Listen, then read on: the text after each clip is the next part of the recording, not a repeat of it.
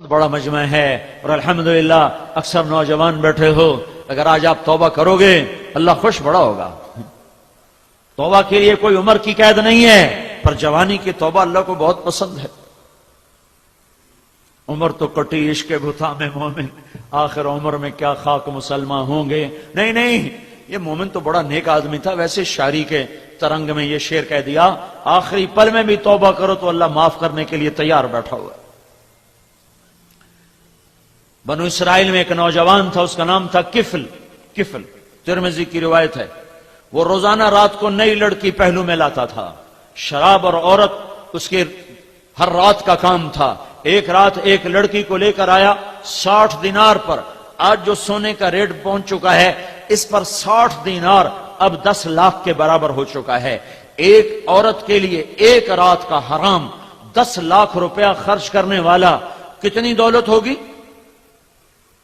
جب اس لڑکی کے ساتھ کمرے میں الگ ہوا ہے تو اس کی طرف دیکھا تو اس کے خاموش آنسو ٹپک رہے تھے۔ تو کفل کہتا ہے کیوں رو رہی ہو؟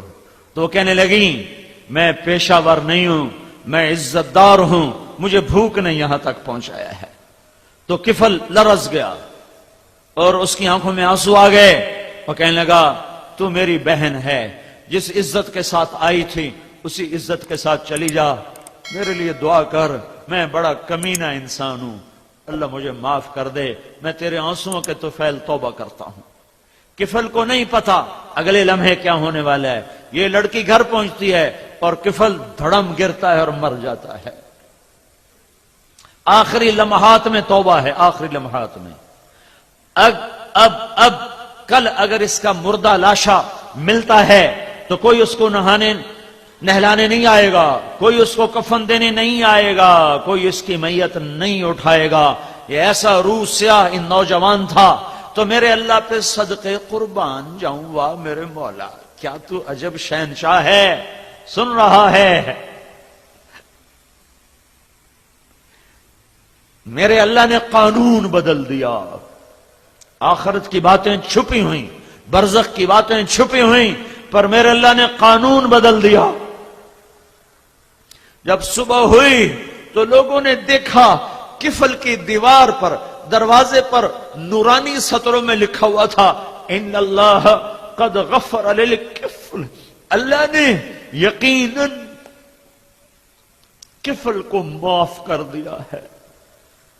جاؤ جنازے کا انتظام کرو، جاؤ کفن دفن کا انتظام کرو، رب کی رحمت اسے اپنی چھاؤں میں لے چکی، وہ اللہ کی رحمت کی جھولی میں آ چکا ہے۔ یہ تو بنی اسرائیل کا تھا، آخری پل کی توبہ نے اسے اتنا اونچا اڑایا۔ ہمارے پیچھے تو محمد مصطفیٰ کے آنسو ہیں، بارش کے قطروں کی طرح، گھنگور گھٹا کی طرح، اندر غم ہے۔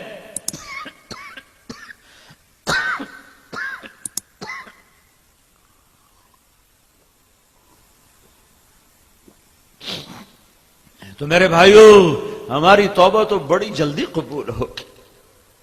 تو نیت کرتے ہو آج اللہ سے صلح کر لیں، کیا خیال ہے؟ کیوں بھائی کرتے ہو تو توبہ کرتے ہو، نیت بھی کہیے کہ نہیں؟ تو پھر کہو اپنی زبان سے یا اللہ میری توبہ، سارے کہو، زور سے کہو یا اللہ میری توبہ، پھر کہو ایک دفعہ سارے آخر تک یا اللہ میری توبہ۔ 3 دفعہ اس لیے کہلواتا ہوں کہ اللہ کرے تیسری دفعہ تمہاری زبان کے ساتھ تمہارا دل بھی بولے۔ جب دل بولتا ہے تو میرے رب کی قسم 16 سال ہوں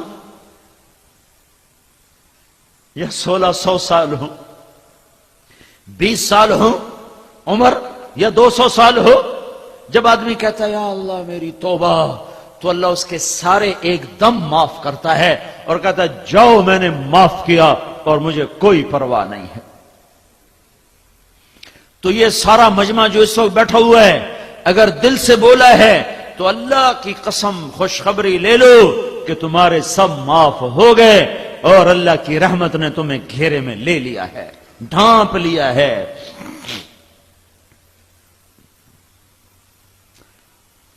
اب اگر دوبارہ کبھی توبہ ٹوٹ جائے تو پریشان نہ ہونا، شیطان چکر دے گا، ایسی توبہ کا کیا فائدہ، ادھر کی اور ادھر توڑ دی، ہاں جب ٹوٹے پھر آ جانا، جب ٹوٹے پھر آ جانا، جب ٹوٹے پھر آ جانا، جب بھی آ کر کہو گے یا اللہ معاف کر تو ہر